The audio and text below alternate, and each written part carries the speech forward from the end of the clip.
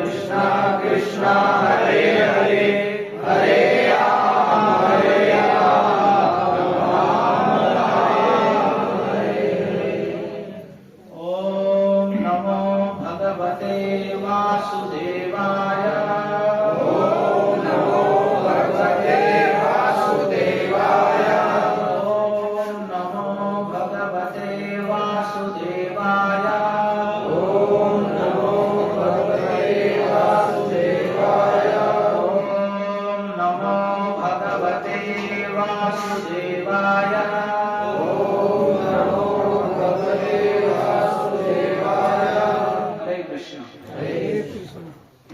आप सभी का स्वागत है श्री हरिनाम संकीर्तन यज्ञ में,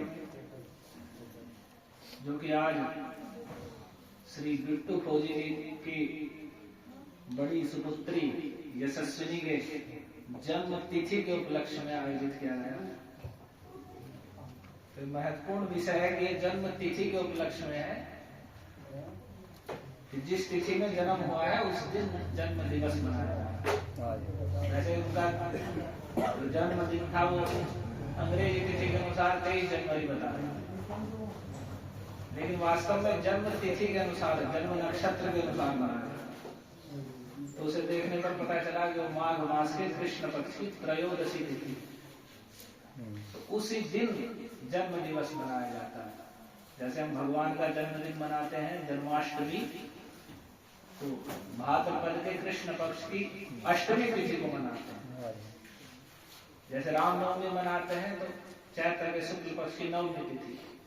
तो वास्तव में जन्म दिवस मनाने की, या कोई भी जो हमारा जो सनातन धर्मी है, हिंदू हैं, उनके लिए कर्तव्य है कि वे तिथि के अनुसार मनाएं।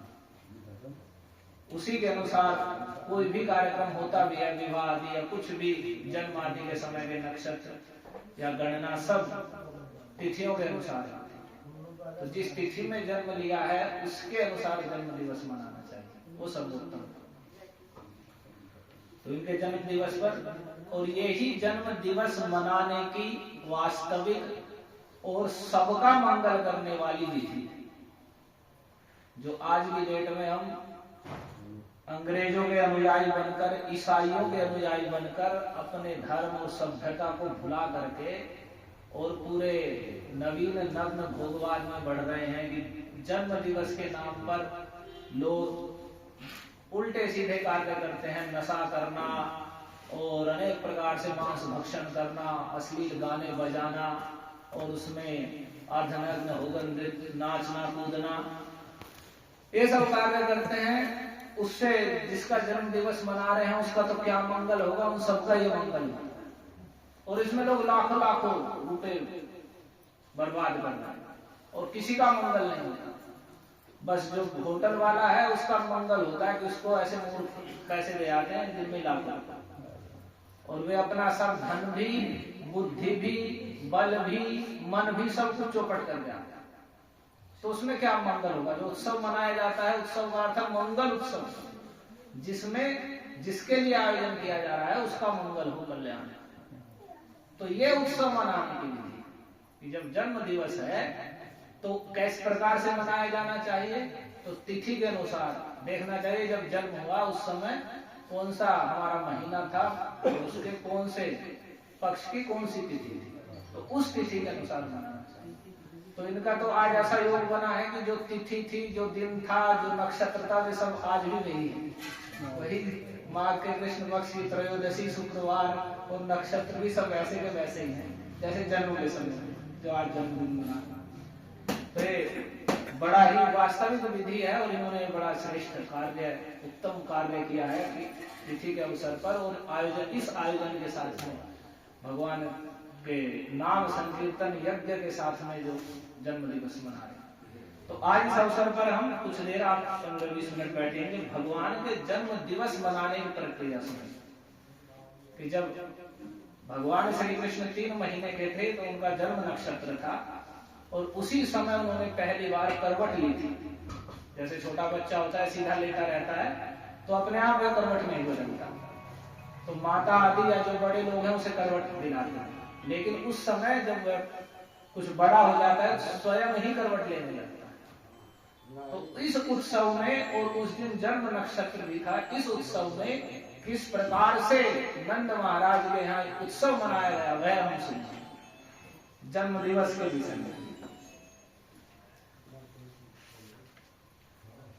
तो भगवान के विषय में जो यथार्थ रूप से वर्णन है वह हमें श्रीमद् भगवत गीता और भागवत जैसे ग्रंथों से पता चलता है। सामान्य रूप से लोग जानते हैं कि भाई कृष्ण रूप में भगवान आए हैं, राम रूप में आए हैं, और उनकी कथाओं को जहां तहां से आजकल लोग टीवी देख करके या जैसे तैसे जहां तहां से सुन करके मना कल्पित बातों को और वैसे ही धारणा बनाया जाता है। और कितने लोग तो अब भगवान को भी कहते हैं कि भगवान नहीं है तो ऐसे ही है, कोई कह देता है तो महापुरुष है, तो व्यक्ति थे, ऐसी ऐसी धारणाएं उत्पन्न हो गई। और उस सब का कारण क्या है कि हम अपने जो धर्म ग्रंथ हैं, जो हमारे कल्याण के लिए हैं, जो हमें सत्पथ देने वाले हैं, भगवत गीता, भागवत, रामायण जैसे, हम उनसे बहुत दूर हो गए, और इतने दूर हो गए कि हमें वैराग्य हो गया कि हम उन्हें पढ़ना सुनना भी नहीं चाहते। एक तरफ वे लोग हैं जो अपने मजहबी और शिक्षा लेकर के और उन्हें पढ़ करके संसार भर में मारकाट करने के लिए तैयार है और उस पर वे अडिग हैं, और दूसरी ओर हम जैसे मूर्ख हैं कि जो हमारे कल्याण के लिए, हमारे मंगल के लिए आचार्यों के द्वारा, ऋषियों के द्वारा और स्वयं भगवान ने उपदेश दिया है, हम उससे ही दूर हो गए और नवीन नग्न भोगवाद की ओर बढ़ रहे हैं और दुख पा रहे हैं, क्लेश में पड़े हैं, और फिर भी सोच रहे हैं कि भाई हमें सुख मिले, और हमारे सुख के लिए जो भगवान देकर गए हैं उससे हम दूर। तो ऐसा हो रहा है कि कोई प्यासा है और वह जो जल का स्रोत है उसे छोड़कर पूरे रेगिस्तान की ओर भागे और सोचे कि वहां उसे जल की प्राप्ति हो। तो वह जिस प्रकार से और प्यास में पीड़ित होकर दुर्दशा को प्राप्त होगा, वैसी हमारी दुर्दशा होगा कि हम अनेक प्रकार से दुख हैं। तो वास्तव में यदि हमें भगवान के विषय में जानना है, सभी ध्यान से सुनिए, इधर ध्यान देना है, तो हम भगवत गीता, भागवत जैसे ग्रंथों से जान सकते हैं सही रूप में, जैसे भगवान। तो वहां से ही हम भागवत के 10वें स्कंद के 7वें अध्याय की कथा सुनेंगे। हमें जानना चाहिए कि जो भागवत है और भगवत गीता है, ये दो भिन्न भिन्न ग्रंथ हैं। लोगों को ये भी ध्यान नहीं है कि भागवत अलग है और भगवत गीता अलग है। वे एक साथ कहते हैं भागवत गीता।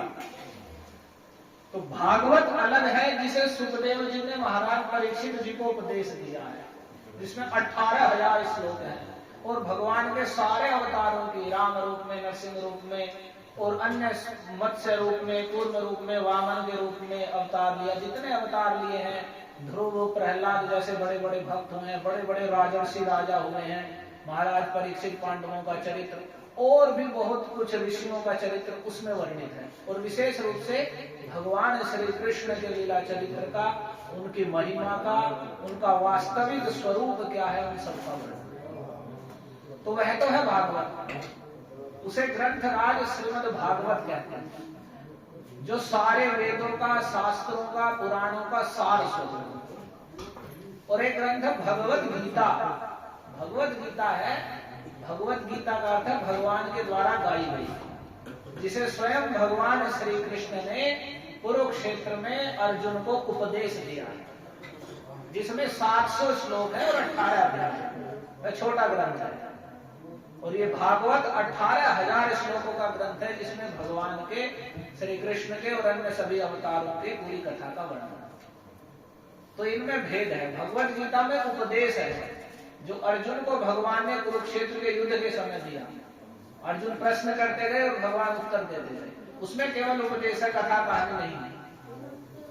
केवल उपदेश है, जीवात्मा का स्वरूप कैसा है, भगवान का स्वरूप क्या है, माया का स्वरूप क्या है, दुख क्यों होता है, इन सब का विस्तार से वर्णन वहां भगवान कर रहे हैं। तो भगवत गीता 700 श्लोक है, 18 अध्याय है, वह महाभारत का अंश है। और भागवत महापुराण है, जिसका सुखदेव जी ने महाराज परीक्षित को सुखकाल में गंगा जी के तट पर उपदेश दिया और जिसमें 18,000 श्लोक है। तो ये अलग अलग ग्रंथ हैं, इस विषय में हमें जानना चाहिए। तो भागवत में भगवान की कथा का वर्णन है तो उसी में महाराज परीक्षित ने भगवान के विषय में जिज्ञासा करते हुए सुखदेव जी से पूछ रहे हैं कि आप मुझे भगवान हरि जो परमेश्वर हैं उनके जो जो अवतार लेकर के उन्होंने जो कथा कही है वे मुझे बड़ी प्रिय लगती हैं और कानों को और हृदय को आनंद से भर देने वाली, और वे ऐसी हैं जो भी उन्हें सुनता है उसकी जो भगवान के प्रति रुचि है वह और बढ़ जाती है। जो हम सूख गए हैं भगवान के प्रति श्रद्धा और विश्वास हमारा सूख गया है, उसका कारण है कि हम यथार्थ रूप में भगवान की कथा महिमा को हमने सुनना बंद कर दिया। तो जैसे पेड़ को सींचना बंद कर दें तो सूख जाएगा, वैसे हमारा हृदय जिसमें भगवान के प्रति भक्ति होनी चाहिए वह सूख गया। कोई हमारा भगवान के प्रति ना विश्वास है, ना अनुराग है, ना कभी जिह्वा पे भगवान का नाम उच्चारण है। लेकिन यहाँ परीक्षित महाराज ने कहा कि आप मुझे निश्चित रूप से भगवान की कथा सुनाइए, क्योंकि वह भगवान के प्रति जो अरति है, रति नहीं होती, उसको बढ़ा, उसको दूर करके भगवान के चरणों में रति प्रीति देने वाली है। और वितृष्णा जो संसार में संसार के विषय भोगों को भोगने की जो अभिलाषा मन में भरी हुई है और बढ़ती ही जाती है कि धन की और अनेक प्रकार के नशा करने की और धन, स्त्री, पुत्र, परिवार और क्या क्या जो मन में अभिलाषाएं हैं ये कभी समाप्त नहीं होती और बढ़ती जाती है, और इनके लिए जीवन भर लगे रहने पर भी सुख की प्राप्ति नहीं होती बल्कि क्लेश ही आने लगता है, और ये तृष्णा कभी समाप्त भी नहीं होती, नचाए रखती है पूरे जगत को। वह वितृष्णा भी भगवान की कथा सुनने से दूर हो जाती है। जो संसार के विषय भोगों के प्रति जो हमारे हृदय में आसक्ति भरी हुई है, तृष्णा भरी हुई है, वह भी भगवान के विषय में सुनने से दूर हो जाती है और हृदय शुद्ध हो जाता है। जो स्वभाव है, जो हमारा बुरा स्वभाव, अनेक प्रकार के दोष उत्पन्न हो गए हैं हमारे मन में, बुद्धि में, काम, क्रोध, लोभ के भाव, वे सब दूर हो जाते हैं और हृदय शुद्ध हो जाता है और भगवान हरि के प्रति भक्ति उत्पन्न हो जाती है और उनके जो भक्त गण हैं उनसे मित्रता हो जाती है। ये 5 लाभ हो जाते हैं उस व्यक्ति को जो कानों से भगवान की अमृतमय कथा का श्रवण करता है। सारा दोष दूर हो जाते हैं, हृदय शुद्ध हो जाता है, संसार की तृष्णा दूर हो जाती है, भगवान की कथा के प्रति रुचि हो जाती है और भगवान के चरणों में भक्ति और भक्तों के साथ मित्रता हो जाती है। तो आप उसी कथा को सुनाइए और भगवान श्री कृष्ण के बाल चरित्र को सुनाइए, जो वे मनुष्य लोक में अवतार लेकर के और सामान्य बालक की भांति वे परमेश्वर होते हुए भी सामान्य बालक की भांति लीला कर रहे हैं, वह मुझे सुनाइए।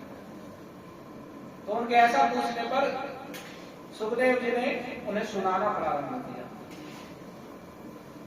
और सुनाते हुए कहते हैं, श्री शुक उवाच कदाचिदौत्थानिक कौतुकाप्लवे जन्मक्षयोगे समवेतयोषिताम् वारित्रगे तद्विज मन्त्रवाचकैश्चकार सूनोरभिषेचनं सती। सुखदेव जी कहते हैं, परीक्षित, एक बार की बात है जब भगवान श्री कृष्ण 3 महीने के हो चुके थे, जब उन्होंने अवतार लिया और वे 3 महीने के हो चुके थे तो वे बाल रूप में थे, तो उस दिन उन्होंने करवट बदली। 3 महीने के होकर के पहली बार उन्होंने स्वयं अपने आप करवट बदली और उसी दिन उनका जन्म नक्षत्र भी था।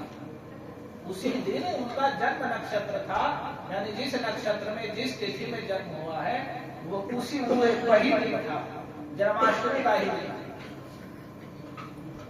तो उसी दिन उन्होंने करवट बदली। तो इसी उत्सव में महारानी यशोदा जी ने और नंद महाराज ने बड़े उत्सव का आयोजन किया।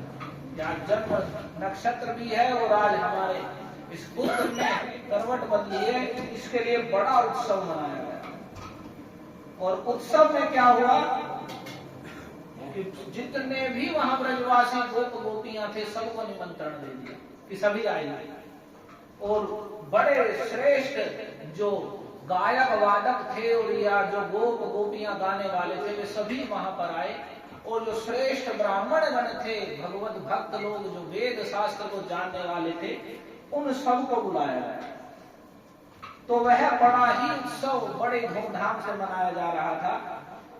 घर में बहुत सी स्त्रियों की भीड़ लगी हुई थी। अनेक प्रकार के वाद्य यंत्रों के द्वारा गीत गाए जा रहे थे मंगल करने वाले। और उन्हीं स्त्रियों के बीच में खड़ी हुई सती साध्वी यशोदा जी ने अपने पुत्र का अभिषेक किया। अभिषेक का अर्थ है उन्हें स्नान कराया, जल के द्वारा, दूध आदि के द्वारा उन्हें स्नान कराया अपने बालक, जो 3 महीने के बाल कृष्ण। और जिस समय वे स्नान करा रही थी तो उस समय जो भी ब्राह्मण लोग वहां पर आए हुए थे वे सभी स्वस्ति वाचन करके, मंत्र पढ़ करके आशीर्वाद दे रहे थे। एक तरफ गीत गाए जा रहे थे सभी स्त्रियों के द्वारा मंगलकारी, और माता यशोदा उन स्त्रियों के बीच में खड़ी होकर स्वयं ही अपने पुत्र बाल कृष्ण का दूध जल आदि के द्वारा अभिषेक कर रही थी और ब्राह्मण लोग मंत्र पढ़कर आशीर्वाद दे रहे थे। तो नंद रानी यशोदा जी ने उन सभी ब्राह्मणों का खूब पूजन सम्मान किया, उन्हें अन्न दिए, श्रेष्ठ वस्त्र दिए, मालाएं दी और गायों का दान किया और मुंह मांगी वस्तुएं प्रदान की। क्योंकि नंद सभी गोपों के राजा हैं, सभी गोपों के मुख्य हैं नंद महाराज। तो महारानी यशोदा जी ने उन सभी ब्राह्मणों को श्रेष्ठ अन्न आदि खिलाया, वस्त्र दिया, मालाएं दी, गाय दी, और जो जो भी अपने मुंह से उन्होंने मांग लिया वह सब वस्तुएं उन्होंने दान किया। और दान दे करके उन ब्राह्मणों के द्वारा स्वस्ति वाचन, स्वस्ति वाचन का अर्थ है भगवान के नामों का उच्चारण करके मंगल किया जाता है। जैसे स्वस्ति नो गोविंदः स्वस्ति नो अच्युतानंतौ, कि भगवान गोविंद मंगल करे, भगवान अच्युत अनंत कल्याण करे, इस प्रकार से मंत्रों को पढ़ा जाता है। तो सभी ब्राह्मणों के द्वारा इस प्रकार से स्वस्ति वाचन करा करके और बालक को नहलाने का कार्य संपन्न करके और उन्हें वस्त्र आदि पहनाए। उसके बाद देखा माता यशोदा ने गोद में लेकर के बाल कृष्ण को कि वे अभिषेक आदि होने से, ये सब होने से वे बालक को नींद आ रही है, उनकी आंखों में नींद आ रही है। तो ऐसा देख करके माता यशोदा ने धीरे से उन्हें एक सैया पर सुला दिया। एक छोटी सैया थी जिस पर सुला दिया। और सुला कैसे दिया कि एक बहुत बड़ा छकड़ा यानी बैलगाड़ी वहां थी, क्योंकि वे गोप हैं, गाय पालना और खेती आदि करना उनका कार्य है। तो जैसे मान लो आज बड़ी बुग्गी या ट्रॉली खड़ी हो और उसमें सामान रखा हुआ है उत्सव का, तो उसी के नीचे तो वह बहुत बड़ा छकड़ा था जिसके नीचे माता यशोदा ने छोटी सी सैया पर बाल कृष्ण को सुला दिया। और उस छकड़े में अनेक बड़े बड़े बर्तन रखे हुए थे, मटकियां रखी हुई थी जिनमें दूध भरा हुआ था, किसी में दही, किसी में दूसरे अनेक प्रकार के रस और पकवान भरे हुए थे और उसके ऊपर वह धरे हुए थे उस छकड़े के ऊपर। उसके नीचे ही माता यशोदा ने उन्हें देख करके कि बालक को नींद आ रही है और उसके नीचे सुला दिया। और सुला दिया तो इधर माता यशोदा तो जो भी घर में अतिथि गण आए थे, सभी ब्रजवासी आए थे, उन सभी का स्वागत सत्कार करने लग गई। और स्वागत सत्कार करने में इतनी तन्मय हो गई कि अब उनका ध्यान कृष्ण की ओर से हट गया। और पूरा ध्यान जो लोग आए हैं उनका स्वागत करना, खिलाना पिलाना, भेंट लेना, भेंट देना, ये सब कार्यों में व्यस्त हो गई, क्योंकि इतने सभी ब्रजवासी लोग आए हुए थे। अब इधर क्या होता है, अब थोड़ी देर सोने के पश्चात भगवान तो चाहे बाल रूप में हो या कितने ही बड़े रूप में, वे तो आए ही कुछ अनोखी लीला करने के लिए। तो थोड़ी देर में बालक श्याम सुंदर ने अपनी आंखें खोली। और आंखें खोली तो जैसे बच्चा जागते ही माता का स्तनपान करने के लिए रोने लगता है, वैसे ही वे स्तनपान करने के लिए रोने लगे। लेकिन वहां तो उत्सव बन रहा है, गाना बजाना हो रहा है, किसी को कोई सुनाई नहीं पड़ी। रोने लगे तो रोते रोते हाथ पैर पीटने प्रारंभ कर दिए। लेकिन माता यशोदा इतनी तन्मय हो गई थी कि उन्हें सुध ही नहीं थी, उधर ध्यान ही नहीं गया कि कृष्ण कहाँ है, क्या हो रहा है, कुछ भी ध्यान नहीं गया। और वहीं पर कुछ छोटे छोटे बच्चे खेल रहे थे जो देख भी रहे थे कि जो यशोदा जी का लाला है वह रो रहा है। तो जब वह रोते रोते हाथ पैर पटकने लगे तो अभी वे बालक हैं और उनके कैसे चरण कमल हैं भगवान के, अभी पांव उनके जैसे वृक्ष की नई नई लाल लाल कोपले आती हैं और बड़ी कोमल होती हैं, वैसे भगवान के सुकोमल छोटे छोटे चरण कमल हैं। तो उन छोटे छोटे और कोमल नन्हे नन्हे चरणों को वे ऊपर नीचे उछाल रहे थे रोते रोते, और रोते रोते उछाल रहे थे, और उछालते उछालते वो थोड़ा सा पैर उस छकड़े से स्पर्श हो गया, टच हो गया, रोते रोते थोड़ा सा पैर उस छकड़े में लग गया। और जैसे ही भगवान का पैर लगा तो अधः शयानस्य शिशोरनोल्पक प्रवालमृद्वंह्रिहतं व्यवर्तत विध्वस्तनानारसकुप्यभाजनम् व्यत्यस्तचक्राक्ष विभिन्नकुवरम्। जो ही उन्होंने पैर को ऊपर उठाया और पैर पटक रहे थे और पैर जैसे ही छकड़े से लगा वह छकड़ा उलट करके दूर जाकर पड़ा, और जितना उस पर जो दूध दही और मटकों में क्या क्या रखा था सब फूट गया, सब बिखर गया, उसका जुआ फट गया, जितने बर्तन थे सब टूट फूट गए, सारा रस जो मटकियों में भरा हुआ था वह भी सब दूध दही बिखर गया, छकड़े के पहिए धुला उड़ा सब मुड़ गए, अस्त व्यस्त हो गए। इस प्रकार से वह उनका पैर लगते हुए इतना बड़ा जो झगड़ा था वहां जा पड़ा। और जब पहले तो किसी का ध्यान नहीं गया, और अचानक यहाँ उत्सव मनाया जा रहा है और वहां ऐसी घटना घट जाएगी, एक बहुत भारी मान लिया ट्रॉली खड़ी है और वो वहां जाके पलट के पड़े तो जोर से आवाज हुई, तो जैसे ही वह झगड़ा वहां जाके पड़ा और सब फूट गया, तब सबका ध्यान उस ओर गया कि ये क्या हो गया। तो उस समय सभी जितनी भी स्त्रियां वहां पर आई थी उस भगवान के जन्म उत्सव और करवट बदलने के उत्सव में, वे सब और यशोदा माता, रोहिणी जी, नंद महाराज और जितने भी गोपगण थे, इस घटना को देखकर यह घटना उनके लिए बड़ी विचित्र हुई कि कोई व्यक्ति आया नहीं, कुछ हुआ नहीं, और अचानक से छकड़ा दूर जाके पड़ा और बिखर गया और सब टूट फूट गया। तो इस विचित्र घटना को देखकर सब व्याकुल हो गए और सभी आपस में कहने लगे, अरे यह क्या हो गया, यह क्या हो गया, ये छकड़ा ऐसे कैसे अपने आप उलट गया, ऐसे क्या घटना हो गई, अचानक कोई आंधी तूफान कुछ भी तो नहीं चला और अचानक से इतना भारी छकड़ा कैसे पलट गया। तो पर सभी इधर उधर खोजने लगे, देखने लगे क्या हुआ, लेकिन उन्हें कोई निश्चित कारण पता नहीं चल रहा कि अचानक हो कैसे गया। तो उसी समय वहां जो बालक खेल रहे थे, उन्होंने जब देखा कि सभी लोग आपस में चर्चा कर रहे हैं क्या हो गया, अचानक कैसे हो गया, इतना भारी झगड़ा कैसे नीचे गिर गया, तो उन खेलते खेलते छोटे छोटे बच्चों ने कहा,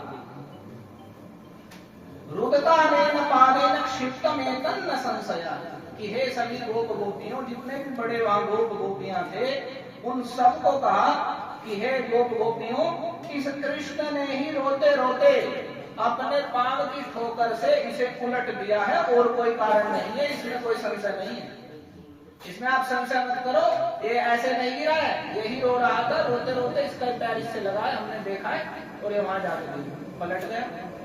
तो जब उन छोटे छोटे बच्चों ने ये बात कही, तो पहले उन्होंने बताया कि अभी तो उनके चरण कमल भी नई नई कोपले जैसी आती है, इतने कोमल हैं, और वे सभी बड़े बुजुर्ग लोग हैं, भला इस बात पे कैसे विश्वास कर सकते हैं कि छोटा सा 3 महीने का बच्चा, और ये बच्चे कह रहे हैं कि इसने रोते रोते पैर लगा दिया और वहां जाके पड़ा है, इसने ही इसको गिराया, इसने इस छकड़े को उल्टा है। उन्होंने जब ऐसा कहा तो उन ब्रजवासियों ने इसे सुनकर भी ये सोचा है तो बालक हैं, बालकों की बात है, ये तो कुछ भी बोल देते हैं।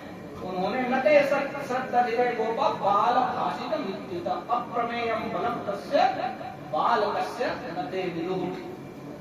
सभी गोपों ने समझा ये तो बालकों की बात है, ऐसा जान करके उस पर विश्वास नहीं किया।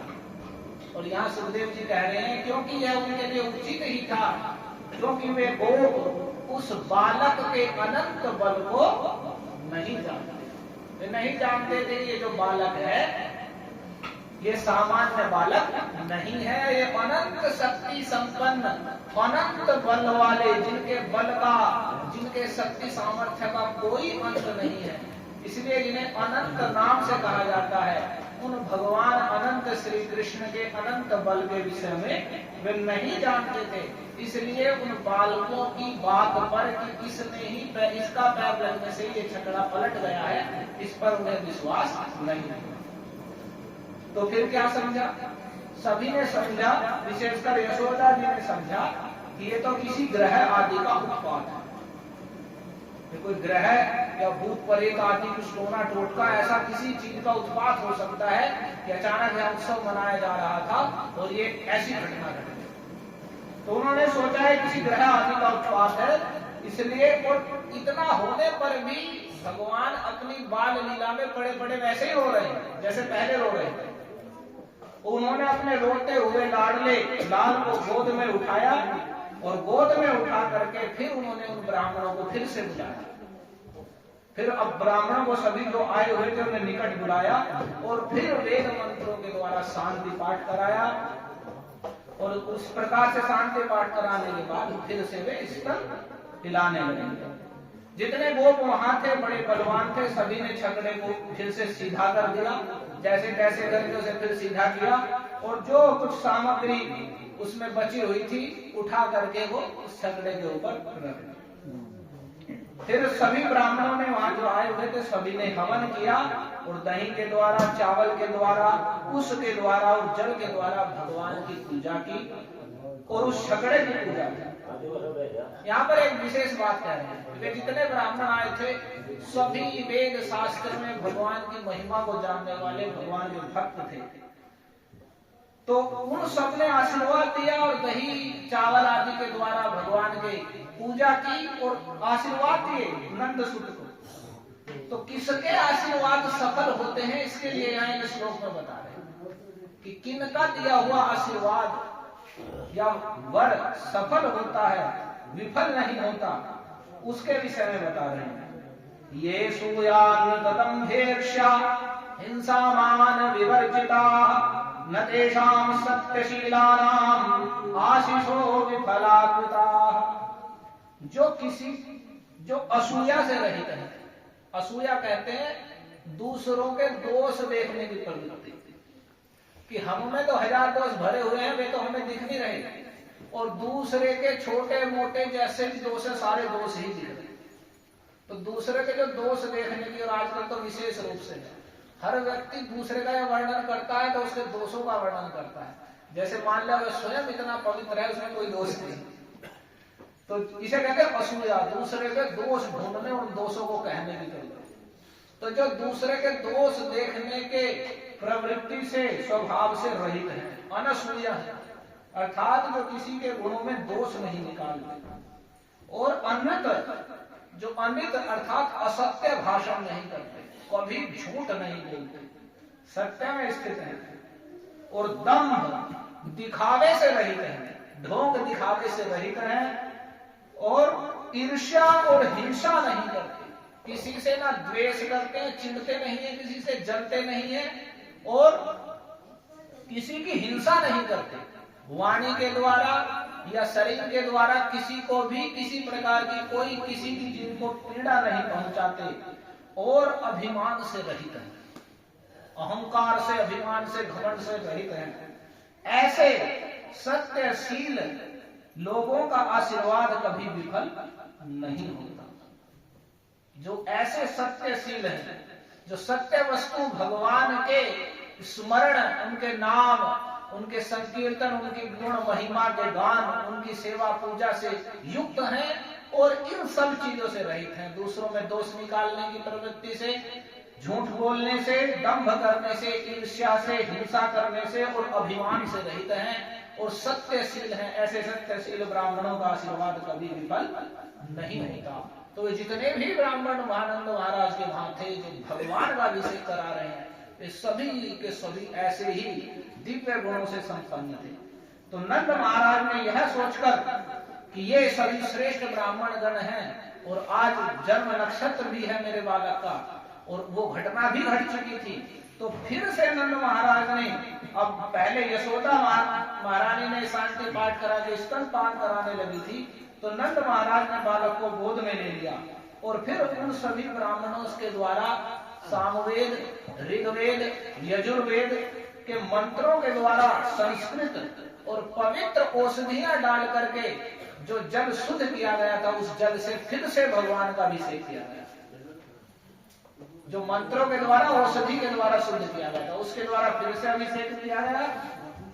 और उसके बाद बड़ी एकाग्रता से स्वस्ति वाचन पाठ करा करके, हवन आदि करा करके उन्होंने उत्तम कोटि का अन्न उन ब्राह्मणों को भोजन कराया।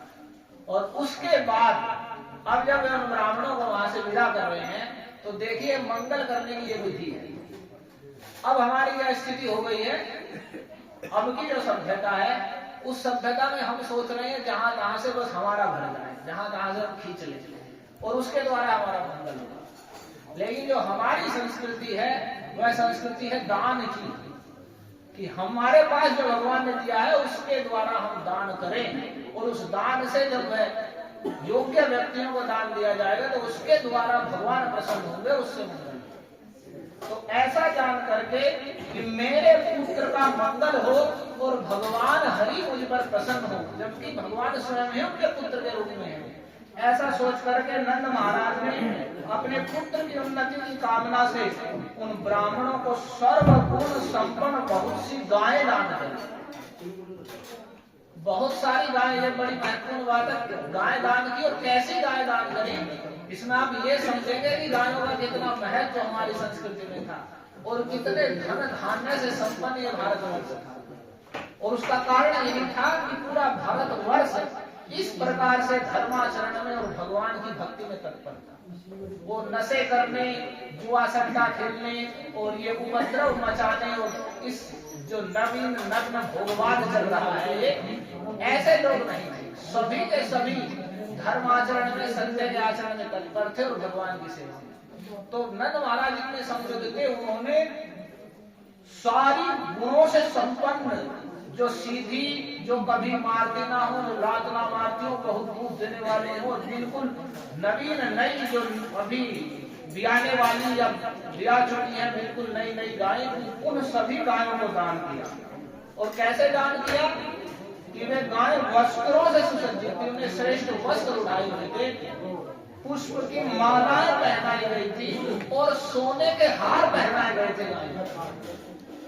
गायों को भी सोने के हार पहनाए गए थे। इस प्रकार से वस्त्रों के द्वारा, फूलों की मालाओं के द्वारा और सोने के हारों से जो सुसज्जित गायें थी, ऐसी बहुत सारी सजी धजी गायें उन्होंने उन सभी ब्राह्मणों को प्रदान की, दान में दी। इसलिए कि आज जन्म दिवस है, जन्म नक्षत्र है मेरे पुत्र का, इसका मंगल हो, इसकी उन्नति हो, ऐसा जान करके और भगवान प्रसन्न होंगे, उन्होंने उन गायों का दान किया। इससे प्रसन्न होकर उन सभी ब्राह्मणों ने फिर से अनेक प्रकार के आशीर्वाद दिए। और फिर कहा गया है, विप्रा मंत्र युक्तास तैर्या प्रोक्तास तथाशिषः ता निष्फला भवन भविष्यन्ति न कदाचित् अपि स्फुटम्। यह बात स्पष्ट है कि जो वेद को जानने वाले हैं वो सदाचारी गण हैं, सदाचारी हैं, सद आचरण में तत्पर हैं, ऐसे साधु ब्राह्मणों के जो आशीर्वाद हैं वे कभी निष्फल नहीं। तो ऐसा जान करके नंद महाराज ने जब उन्हें गाय आदि दान की, वे इस बात को जानते थे और पुनः वे ब्राह्मण प्रसन्न होकर उन्होंने श्रेष्ठ आशीर्वाद दिए। और इस प्रकार से नंद महाराज ने, यशोदा जी ने अपने छोटे बालक बाल कृष्ण के करवट बदलने और जन्म नक्षत्र के अवसर पर ऐसा श्रेष्ठ आयोजन आयोजित किया।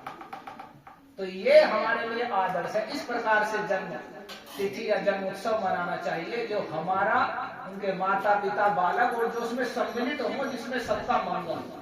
ये विधि कि हम जन्म दिवस के अवसर पर इस प्रकार से भगवान के संकीर्तन, भगवान की कथा का आयोजन करें और भगवान के प्रसाद का वितरण करें। ना कि ये है कि अंडे की केक मंगा लो और केक मंगा करके सब आसपास खड़े हो गए, छोटे और आधे अधूरे वस्त्र पहन करके स्त्रियां आई हैं बाल खोल खोल करके, और वहां सब अश्लील गाने बज रहे हैं और बस वहां दारू की बोतल चल रही है और जन्मदिन मना रहे हैं। तो ये तो सर्वनाश करने वाला है। ऐसी जगह जाना भी नहीं चाहिए और केवल धन का उपयोग करने वाला है। और वास्तविक कल्याण करने के लिए दी थी। तो इसमें भगवान की महिमा का पता चलता है इस कथा में, और एक जन्म दिवस का उत्सव है तो इसमें भगवान के जन्मदिन की कथा भी है। और इस प्रकार से जो सत्यशील श्रेष्ठ साधु ब्राह्मण होते हैं